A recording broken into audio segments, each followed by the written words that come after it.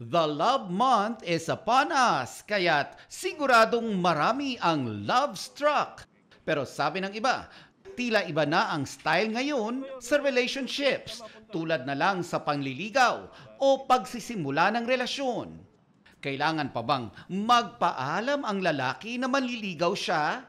Pagrespeto sa babae, dapat magpapaalam ka po. Yes po. Para may respect pa din po ganun.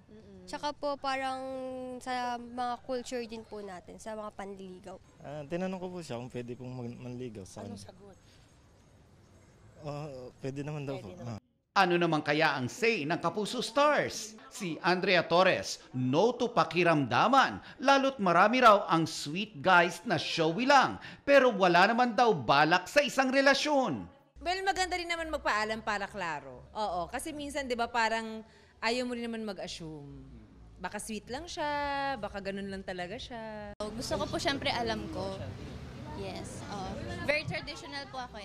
Same din ang feelings ni na Alden Richards, Christian Bautista at Matt Lozano. Para mas malinaw, baka ma-misinterpret nga, di ba, yung mga ginagawa mong actions, para wala lang din masasaktan in the end. Pwede ba tayo maging boyfriend, girlfriend? I am a fan of labels. Manliligaw ka, tapos pati yung parents nung nililigawan mo, liligawan mo rin. Kanino ka nagpaalam lately? Wala nga eh. Po, single po ako. Pwede niyo po akong i-date sa February 14. Willing to adjust naman si Mamang Pokwang. Yun eh. Yun yung nakasanayan ko eh, di ba? Pero ngayon, iba na yung henerasyon, siguro accept na lang din natin. Paalam na pati. Wala. Nagpaalam. As in. Si Herlene Budol naman, tila may angst pa pagdating sa ligawan. Dapat magtanong ka. Libre lang naman magtanong eh. Tsaka kita sasagutin kapag malinaw na yung lahat. Ganon. Period. Attitude. Let's go. Ang sabi naman ng mga ka-love team niya sa Binibining Marikit na sina Tony Labrusca at Kevin Dasom. If you have feelings, just say it.